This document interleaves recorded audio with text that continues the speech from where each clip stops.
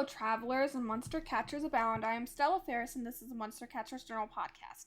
Today there will only be one story. I felt there was a need for spacing out these episodes for pacing's sake. So, today's episode I will be telling the story of how I caught Neferon Blaze in the Pulsar Pocket. I've been all over the Exxon Galaxy, from the vast expanse of the Nova Pocket to the colorful Umbra Pocket, and even the Aurora Pocket, but nothing had prepared me for the Pulsar Pocket. Neferon Blaze is a mix between a glass frog and a tidal wave of molten lava. This is the very reason you want to catch him quick. My story starts out on a warm summer evening in what we refer to as the warm season. The twin suns of Nibiru were beaten down while Nibiru's 3 moons were shining and making the air quality somewhat standable. I was roaming Terraformia when I heard 2 elderly women talking. Their names are Nam and Sujin.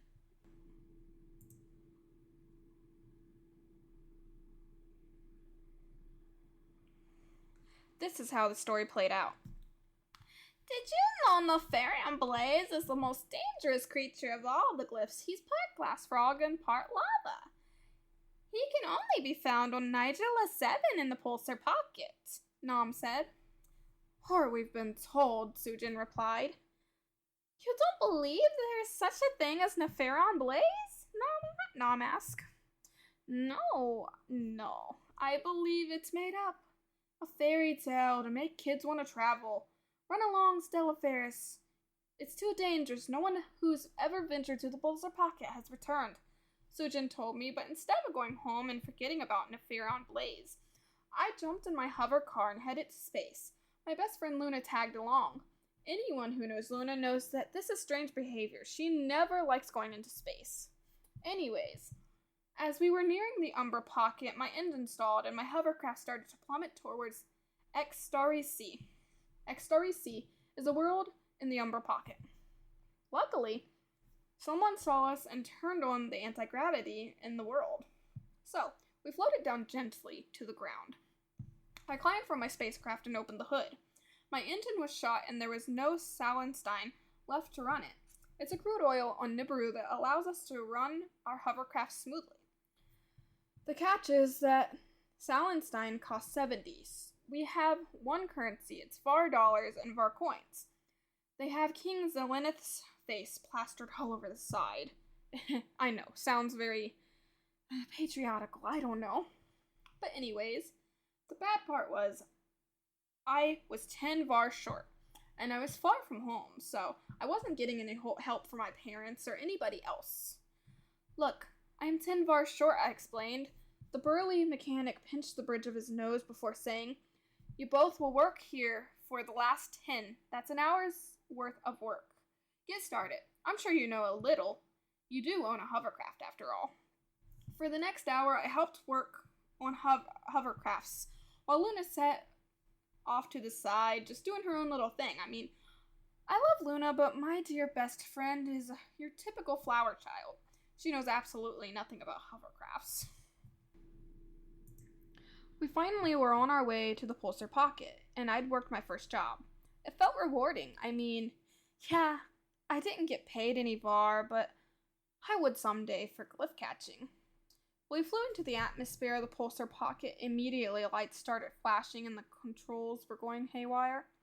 There were large pulses of gas pushing at my craft, almost like the world itself was urging me not to land. But a few minutes later, I landed on Nigella 7. I put my spacesuit on and left, telling Luna to stay on the ship. I couldn't breathe the air here, so my spacesuit was crucial to my survival. I walked past a gorgeous gas pond of purples and blues, watching fish swim with 4 eyes. I passed large trees unlike any I've ever seen on Nibiru. And let me tell you, the trees on Nibiru are pretty weird compared to most worlds. I even passed a large, dark, and cavernous hole in the ground. I was unprepared for what was about to happen, though. I was so close to the large, dark hole when I heard it. Webbed lava feet, and lots of them. I started to run towards my craft again, the creatures hot on my feet. And when I climbed back into the hovercraft, it wouldn't start. Put on your spacesuit, I urged Luna. Luna obeyed me. She must have seen the fear in my eyes because she didn't even hesitate for a second.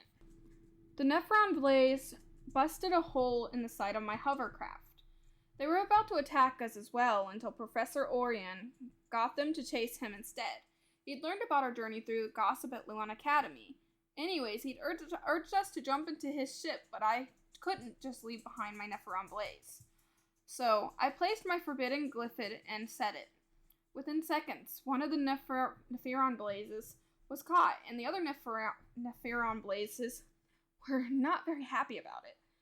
They latched on to Professor Orion's spaceship. Since we couldn't shake them off, they came home to the Iridian pocket. We were back in Nibiru, but there was one horrible problem. So were the Neferon Blaze. They were all over and causing trouble. I ran over to Neferon Blaze. Please go home, I asked the Neferon Blaze. One of the Neferon Blazes latched onto my pointed out finger and would not let go. Let go, you glorified space rat, I yelled. But he wouldn't. So I flung my hand around until he went flying. Fortunately, he landed on his feet, though. I'm happy for that. I didn't want anything to happen to him. I didn't want him hurt, The Neferon Blaze showed why they were so dangerous in the next second. They started to eat parts of the Luon Academy walls. I hadn't known it at the time, but they eat stone, concrete, and even metal. I had just put the whole academy in danger. I felt so bad in that moment. Neferon Blaze, I shouted. Gaining the glyph's attention, all 30 were now watching me intently. Look, I know what you want. You want what I stole from you, your buddy. Come with me. I'll return you all home, I said as the Dean of Luon Academy walked up.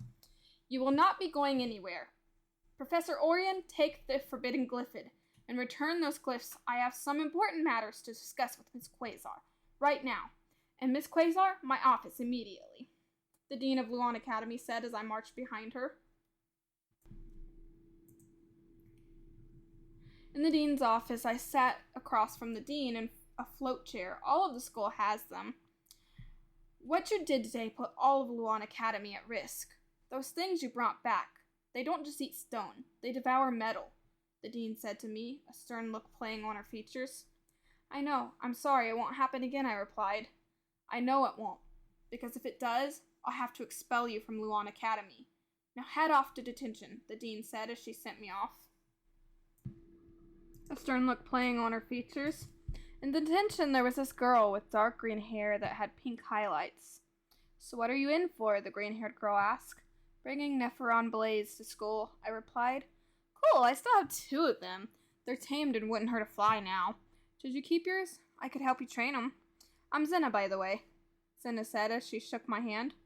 No, the Dean caught me and confiscated them, I said, a sad expression washing over me. You can have one of mine, Zena said to me. Oh, cool, thank you, I said as I went back to doodling on my paper that was in front of me. After school, I followed Zena into the rougher neighborhood of Terraformia. We stepped into a beaten-up house with broken windows. Zena handed me a forbidden glyphid, and I immediately knew the symbols that climbed up the side. It was indeed Neferon Blaze. Zena looked really sad, so I decided to offer her something because I knew that she had been wanting to go to Luon Academy, but she was having problems because she might not be able to. I mean, she lived like an hour from Luon Academy and had no car. Move in with me, I said, leaning against the doorway of Zena's house. I have an extra room, and my place is just a short walk from Luon. Zena snorted, arms crossed as she sat on the worn-out couch. Yeah, right, my parents would never allow that. She let out a sigh, staring out the window at the cracked streets of Terraformia. Streetlights flickered unreliably, casting long shadows over the rusted hover bikes parked along the sidewalk. Somewhere nearby, a group of kids argued with a distant siren welling through the night. Let me talk to them, I said with a smirk. I have a way of persuading people. Zena shot me a skeptical look. Oh yeah, you mean like how you persuaded the Academy to go easy on you after letting Neferon Blaze loose? I shrugged. Okay, maybe that didn't go exactly as planned, but I did get a cool new friend out of it. I gestured to her. She rolled her eyes, but I caught the flicker of amusement in them. I glanced around the house. The walls were dull and faded, and a couple of patched up holes near the stairs were very concerning. The TV in the corner was an older model, and the coffee table was littered with half-empty drinks and crumpled notes. A door down the hall slammed, followed by a muffled voice arguing. Zena flinched but quickly masked it, pretending to focus on the window. I exhaled, leaning forward. You don't want to stay here. I can see it all over your face. Zena didn't answer right away. Instead, she tapped her fingers against her knee, biting her lip. Even if my parents did say yes, which they won't, how do I know I wouldn't just be a burden? I scoffed. A burden? Please, I live alone in a pyramid with glyphs. You'd be the least high-maintenance thing there. Seriously, you should see how much energy it takes just to stop one of them from starting a sandstorm inside. That got a small smirk out of her. Sounds like chaos. Exactly. And you'd be an upgrade. She exhaled slowly, glancing toward the hallway. I don't know. I placed a hand on my hip. Just say yes. I'll handle the rest. Senna hesitated, staring at me for a long moment. Then finally she muttered, Fine. But if my parents freak out, I'm blaming you. I grinned. Deal. On that day, I didn't just gain a roommate. I gained a new best friend. I had two best friends now. Luna and Zena. And they both are always there for me.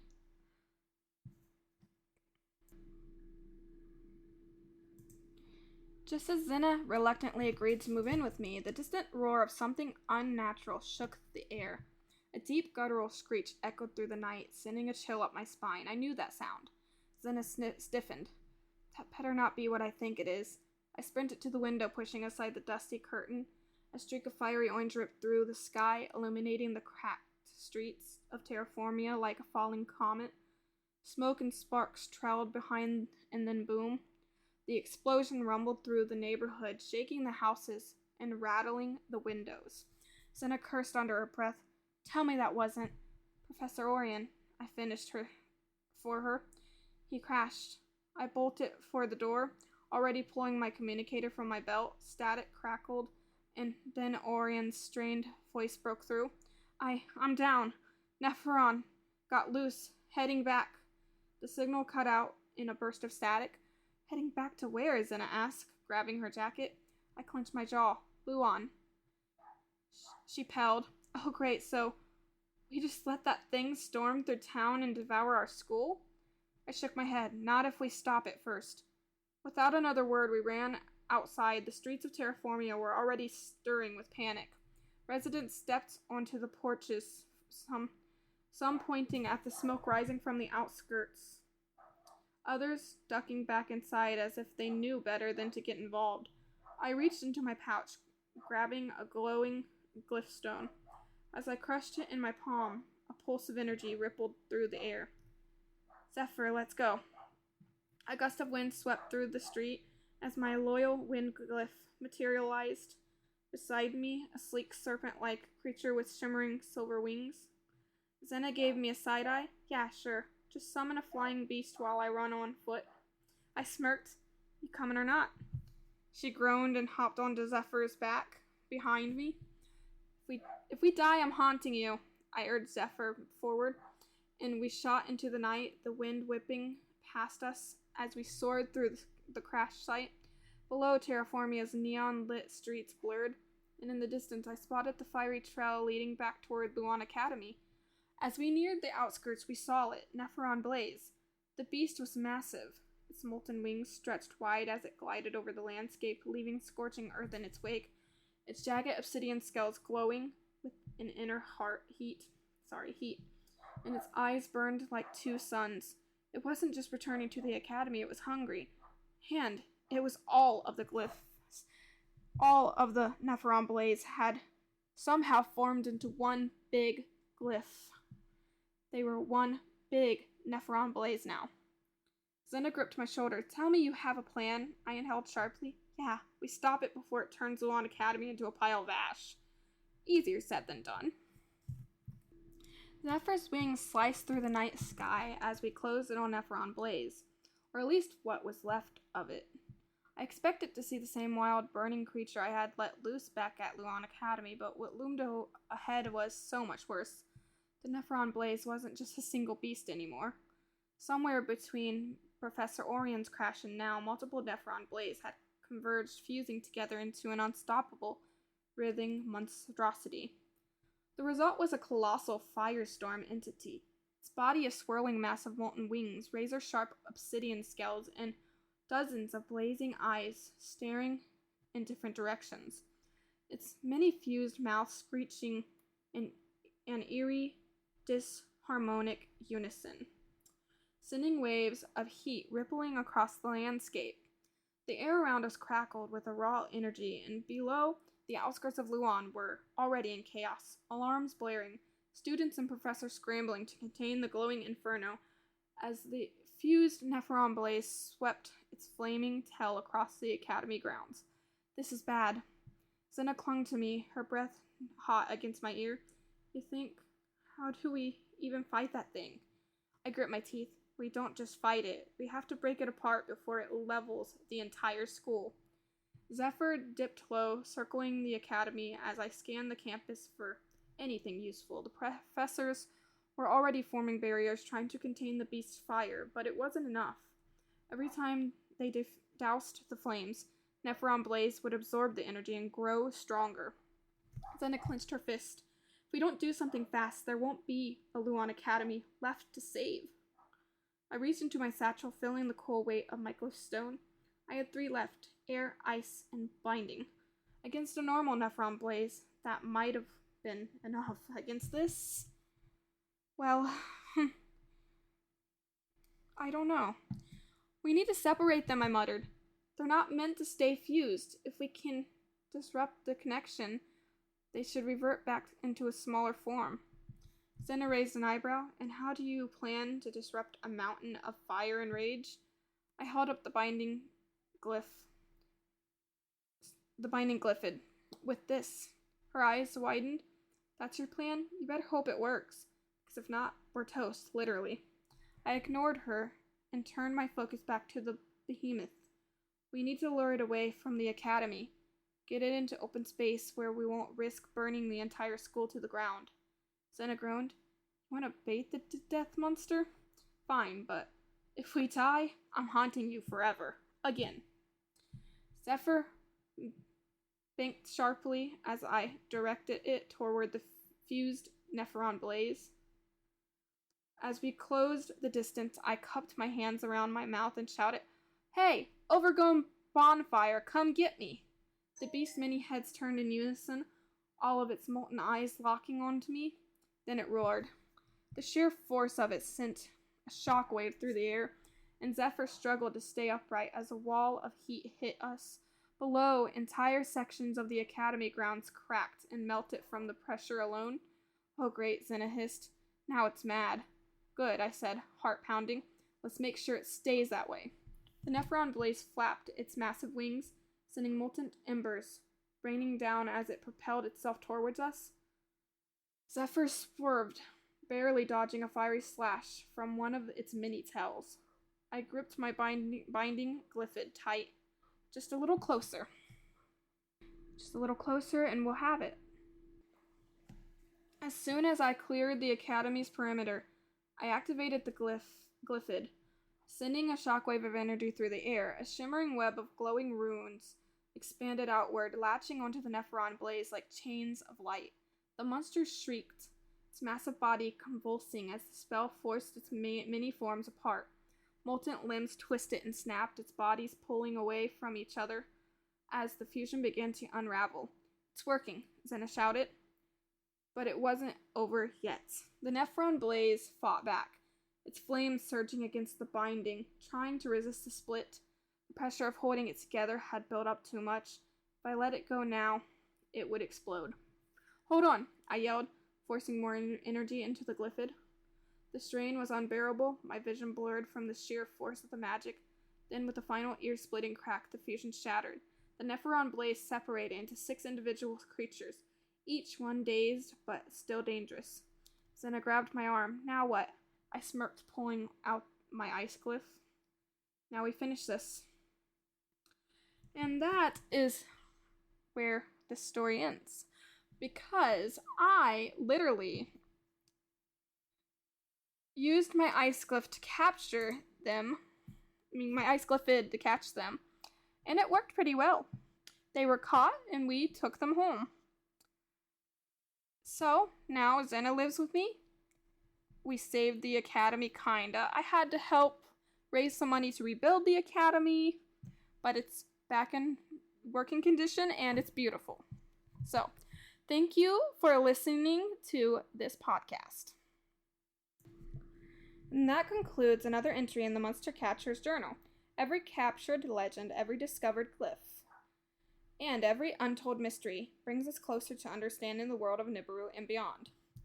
But the journey never truly ends.